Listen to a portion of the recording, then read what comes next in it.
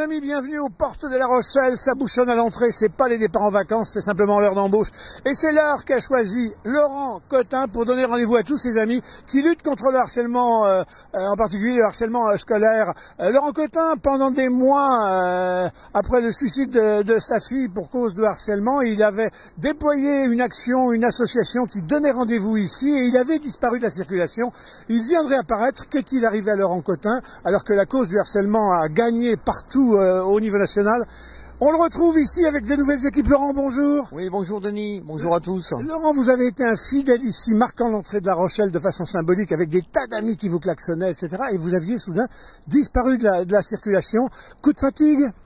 Coup de fatigue et problèmes de santé, opération de la gorge, opération des jambes. Mais là, c'est grâce à Anita qu'on a rencontré dans un rassemblement moto. On a remonté une association et pour l'instant, on peut dire que ça se passe bien. On a des bénévoles, beaucoup de bénévoles. Des motards qui nous rejoignent. Et là, on a donc décidé de reprendre la route tous les premiers vendredis de chaque mois pour expliquer le harcèlement scolaire. On travaille beaucoup par téléphone aussi avec des familles sur La Rochelle, la Charente-Maritime, tout ça, voilà. Depuis le suicide de Paulina à l'époque qui vous avait fait sortir de Vaughan, vous découvriez tout un monde. Vous avez le sentiment que la situation s'est aggravée, s'est assainie, que cette cause est mieux relayée? Au moment de décès de Paulina, il y avait à peu près 700 000 enfants en France qui subissaient le harcèlement scolaire, alors que maintenant nous avons passé, d'après les chiffres de l'État, le million. Oui. Donc, et avec le cyberharcèlement, donc moi je compte 1,2 million, 1,3 million d'enfants qui subissent le harcèlement scolaire et le cyberharcèlement. C'est pour ça que du coup j'ai relancé l'association parce que j'ai eu beaucoup de demandes, différents amis motards, différents amis du sol, en voiture et tout ça.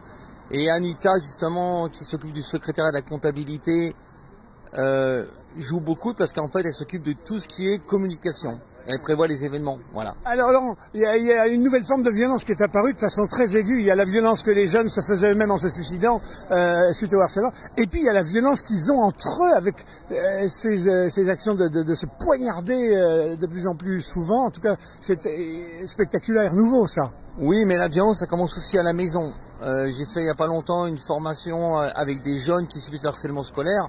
On s'est aperçu que des fois les enfants harcelés étaient violents à l'école avec les autres, harceleurs étaient violents à l'école avec les autres, parce qu'ils subissaient la violence à la maison. Oui. Et c'est vrai que j'ai remarqué que depuis qu'il y a eu le Covid, les gens sont beaucoup plus agressifs, en général.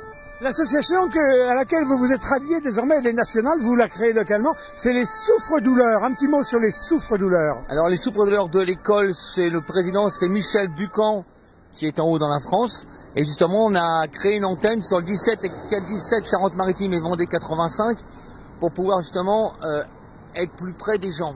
Voilà. Et donc, on a repris ça et nous travaillons avec différentes associations, les mots de Tom en Belgique et différentes associations comme la Voix de Thibaut. La Voix de Thibaut. Voilà. La Voix de... ouais. Bon, vous te sentez tonique, il a récupéré maintenant, c'est reparti pour un combat? Il est motivé. Alors, il y a une chose pour laquelle Laurent Cotin est motivé, les amis, c'est aussi la moto. Dès les premières heures, vous avez tous vos amis motards spontanément qui se sont ralliés à vous. Je vois que c'est reparti aussi avec des motards, on va aller les voir dans quelques instants. Voilà, oui, les patriotards, ils vont se présenter tout seuls. Il y en a qui viennent du Canada même, qui ont fait un run. Alors, les patriotards, qui sont ces patriotards? Il a lancé un appel pour ce matin, vous êtes arrivés spontanément, vous êtes tous copains, et puis on va loin, on traverse l'Atlantique, vous êtes patriotards du Québec. Oui, il vient de la région de Montréal, et on supporte aussi la cause au Québec, pour les enfants, pour les jeunes. C'est très important de bien les encadrer, les soutenir. Ouais. Vous avez entendu, c'est la fin de votre Tour de France ou c'est le début, là? Il reste encore 10 jours. Il reste encore 10 jours en France. Très agréable. Bon, dites-moi, vous avez été confronté, vous, directement à ces questions. Comment vous arrivez un jour sur ces questions du harcèlement?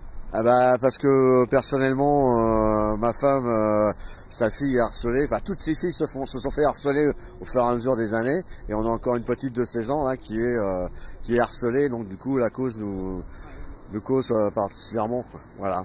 Comment vous expliquez ça, vous, madame, qu'on ne peut pas mettre un pied dehors dans certains milieux, certaines familles, certains endroits, sans immédiatement devenir le souffre-douleur de quelqu'un, et au point que ça s'exprime de façon violente?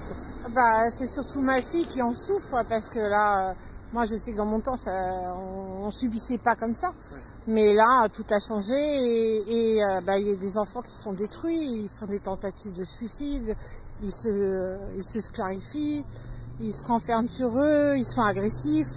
Ils sont en grande souffrance et nous, en tant que parents, on est complètement démunis on ne sait pas quoi faire pour les aider. Et il y a des cadres au niveau hôpital qui nous donnent un coup de main, mais c'est pas suffisant. Voilà, vous êtes parti pour tenir le bâton longtemps, tous les samedis, tous les vendredis? Dès que je peux, oui, je viendrai. C'est normal que je soutienne Laurent. C'est la cause. Enfin, ça a été le départ, ça a été notre fille, et donc c'est vrai qu'il faut aider tous ses parents. Il faut vraiment faire quelque chose. En tout cas, la cause est folle. Laurent est un type très sympa. Vous l'entendez, vous en êtes juge par tous les coups de klaxon là, qui sont donnés. Regardez les flux de voitures. Il y a toujours dans la file soit quelqu'un qui connaît Laurent Cotin, soit quelqu'un qui est concerné par cette cause-là, soit tout simplement des envies de montrer que sur les questions humaines comme ça, on est forcément solidaire. Laurent Cotin, on vous retrouve où à la rentrée des classes? Là, il va y avoir des actions un peu à nouveau? Oui, là déjà on se présente. Anita s'occupe de tout ce qui est dans l'île d'Oléron. Donc on s'est présenté dans différentes associations. Là, j'espère rencontrer mes anciens collègues de l'ADAPI pour voir avec eux si on peut faire quelque chose pour les enfants handicapés. On sera aussi à la marche LGBT de La Rochelle, des images fierté de La Rochelle, le 15. Après, on a d'autres événements au mois... À Genouillé, le 22 juin. Et où est-ce qu'on peut retrouver toutes ces dates? Il y a un site internet où les gens peuvent vous rejoindre? On a un site Facebook, un Instagram... Facebook, Instagram, et on a le groupe Les Souffres-douleurs de l'école. 1785. 1785, pardon. Voilà, parfait. Vous avez toutes les informations, les amis. Allez sur le net, renouez avec nos amis. Et immédiatement, je vois bien que vos affaires sont en train de rallier spontanément un plus grand nombre. Ça va démarrer très fort à la rentrée, j'imagine. Ouais, cette année, ouais. En plus, on a plein de nouveaux bénévoles motivés. Et comme on dit, si tu entretiens tes bénévoles, ça se passe bien. Allez, les souffres-douleurs, si vous êtes motard, sur vos motos, ralliez les groupes. Si vous êtes automobiliste, direction La Rochelle, aux entrées de ville. Et puis sinon, sur Internet. Allez, stop au harcèlement scolaire, fini la violence, en particulier chez les jeunes. Les jeunes, ça arrive sur Terre, porteurs d'amour normalement. On voit pas pourquoi ils seraient plus porteurs de haine ailleurs. Les guerriers font la guerre, mais foutons la paix aux jeunes. À bientôt les amis, sur DR TV.